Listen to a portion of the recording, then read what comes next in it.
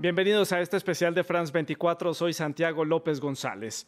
Donald Trump y Vladimir Putin, presidente de Estados Unidos y presidente de la Federación de Rusia, son dos líderes destacados del año 2019, destacados por sus controvertidas decisiones, también por sus comentarios y por estar enfrentados en diferentes escenarios, no necesariamente bélicos, también en escenarios políticos y comerciales.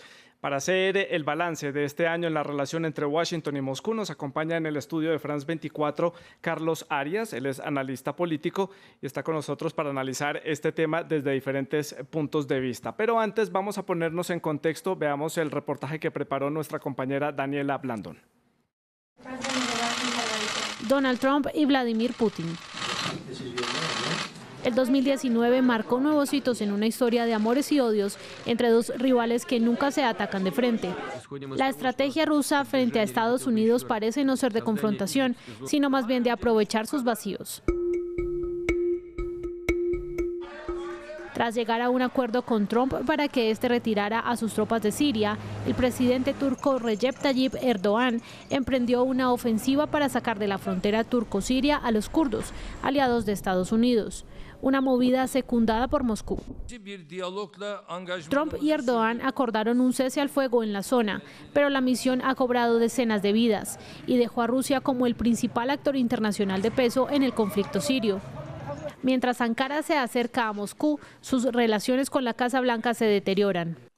Que Erdoğan haya preferido a Rusia en la compra del sistema de defensa antimisiles denominado S-400 enfureció a Washington y puso en alerta a la Organización del Atlántico Norte, de la que Turquía es miembro.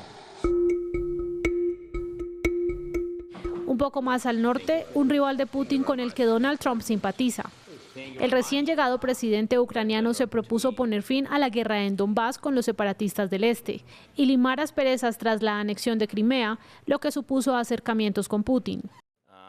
Tenemos una muy complicada situación con Rusia, ustedes lo saben, pero ya iniciamos un diálogo. Sin embargo, su interés por ingresar a la OTAN y a la Unión Europea encendió las alarmas de Moscú. En la historia reciente, Cuba y Venezuela han tenido en Rusia un aliado estratégico y en Estados Unidos un rival. En Caracas, los refuerzos militares rusos fueron mal vistos por Trump, quien apoyó el fallido levantamiento militar del opositor Juan Guaidó para sacar del poder al gobierno de izquierda de Nicolás Maduro. Y Cuba ha encontrado en Rusia un buen colaborador ante la creciente ola de sanciones de Washington. Pese a lo controversiales, Donald Trump y Vladimir Putin disfrutan de un gran apoyo popular, pero también se han visto en aprietos. Mientras que el líder de la Casa Blanca se defiende de un posible juicio político, las protestas multitudinarias lideradas por una fortalecida oposición volvieron a Rusia después de varios años. Vamos de inmediato al análisis. Está con nosotros Carlos Arias aquí en el estudio de France 24. Carlos, sus impresiones de este año 2019 para estos dos líderes de importancia internacional. Muchas gracias por la invitación y arranco por Donald Trump. Encontramos a un líder que ha venido entendiendo y tejiendo las dinámicas propias que él ya conocía de los medios de comunicación, de cómo tejer diferentes entretelones para hacerse importante, para generar sentimientos de nacionalismo y que poco a poco ha venido entendiendo cómo ese entretelones mediáticos se puede conjugar con dinámicas políticas y básicamente lo que verdaderamente le importa a él y a las personas que lo llevaron a él al poder, cómo se entretejen esas dinámicas políticas y mediáticas con intereses económicos y de productividad y desarrollo para aquellos que votaron por él y lo respaldan en las próximas elecciones. Y por otro lado me encuentro con Putin, que básicamente ha venido con una secuela de años en los que ha entendido cómo funcionan las dinámicas nuevas en Estados Unidos y también ha entendido y ha entrado en ese juego de poder mediático en el cual se sacan las verdades en los micrófonos, pero que cuando están por fuera de ellos y por debajo de la mesa, se siguen atendiendo económicamente los intereses de cada uno de los países. Por debajo de cuerda siguen teniendo relaciones comerciales hasta cierto punto y hasta unos acercamientos entre Moscú y Washington, pero hay otros escenarios, digamos unos terceros países, donde estos países están en confrontación. Caso Siria, por ejemplo, o caso Venezuela y Cuba para la región de América Latina. ¿Cuál es su balance de esas relaciones de poder? Comencemos por el lado latinoamericano, en Venezuela y Cuba. Mire, yo lo que entiendo y veo claramente es que Putin sigue teniendo una presencia en Venezuela porque necesita tener un pie en América Latina, a pesar de que ese pie no sigue siendo, no sea el mismo en términos de presencia, poder, riqueza y sobre todo relaciones ideológico-políticas para hacer una inversión ideológica, que es lo que entre comillas se tejía en la década de 70 en América Latina, sigue teniendo esa presencia y la va a seguir teniendo.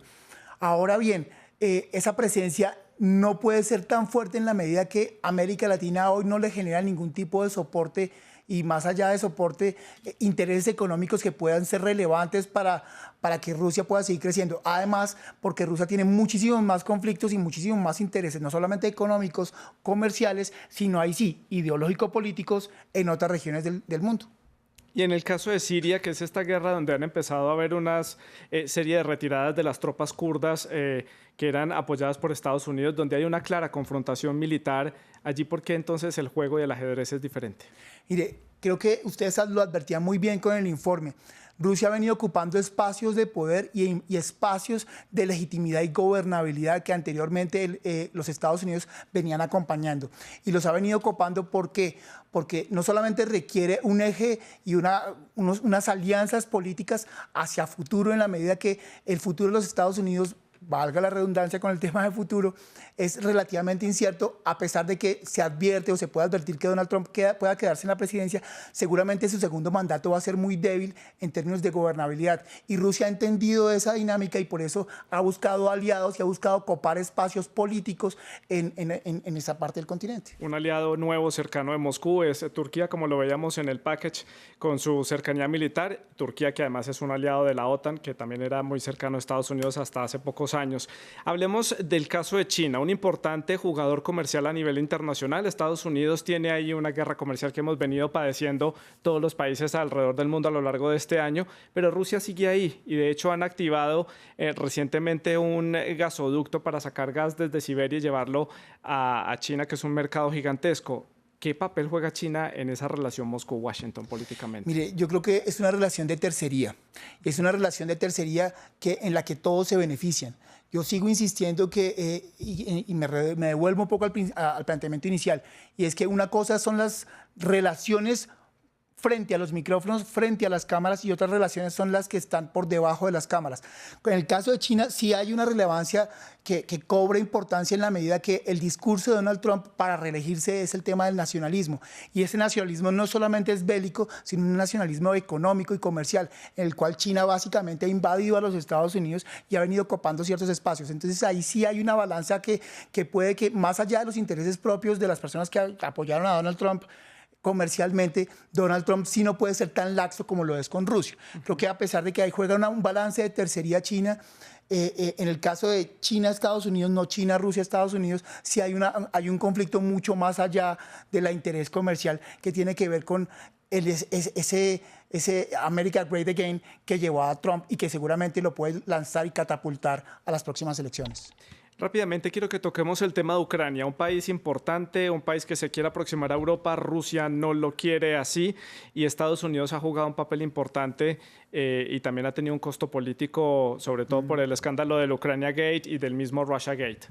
Mire, yo creo que lo que han intentado es jugar un balance. Mientras que Rusia se ha ido hacia un lado, hacia un costado, para entre comillas, desequilibrar la balanza, lo que había venido haciendo Estados Unidos es irse hacia otro polo. Y no solamente por interés comercial, sino que lo que usted señala, el Ucrania Gate ha levantado ya lo que, entre comillas, los demócratas han venido promocionando para hacer su campaña electoral. Incluso algunos candidatos o un candidato republicano ha venido sacando a la luz. Y es que no solamente es un apoyo ideológico y político por la lucha de Ucrania, sino es un apoyo que tiene unos intereses comerciales bastante importantes y que están asociados a la familia Trump, al hijo. Al hijo de ese lado. Hablemos ya para el cierre del liderazgo que tienen a nivel internacional estos dos presidentes, estos dos mandatarios. Putin ya lleva casi 20 años en el poder. Muchos dicen que no es muy popular en su país, sino que tiene un sólido poder alrededor de él que lo protege. ¿Y cómo está Trump, que se aproxima también a una reelección a la que le está apuntando? Mire, yo lo que creo, y más que lo que creo, es la evidencia política y una trazabilidad de los diferentes gobernantes que se han mantenido en regímenes, es que pues Putin está a puertas y al borde de un desgaste en su imagen pública, y a pesar digamos, de esa cortina o ese blindaje que lo reviste, ese desgaste propio de los años en el poder puede estar afectando no solamente su gobernabilidad, sino su legitimidad en la región, en ese blindaje. Y por eso los alzamientos populares en Rusia no son menores y no pueden ser, digamos, minimizados. En ese sentido, Donald Trump, al contrario, lo que ha venido es, a partir de ese posible debilitamiento de su imagen pública por sus salidas mediáticas, se ha venido robusteciendo. Entonces, lo que yo advierto es dos líderes, uno con un desgaste muchísimo más grande por los años que haya venido teniendo en el poder, y otro que, a pesar del desgaste, se está fortaleciendo, se está revitalizando a partir de esa relación que tiene en el desgaste de Putin. Aprovechando la adversidad para volverla una oportunidad, y en el caso de Putin también es importante decir que no tiene un heredero político para entregarle el bastón a nivel político en caso de él dejar la presidencia y haya una alternancia como la que hubo hace unos años cuando el actual primer ministro ruso, Dmitry Medvedev, pasó a la presidencia. Hubo como una especie de alternancia de cargos y Putin pasó al cargo de primer ministro de ese país por 4 años. Carlos, muchas gracias por este análisis, por haber estado con nosotros aquí en France 24. Ustedes pueden ver estos y otros programas también en nuestra página web france24.com, en las redes sociales y por supuesto en la app, descargándola en sus dispositivos móviles. Siga con nuestra programación. Gracias.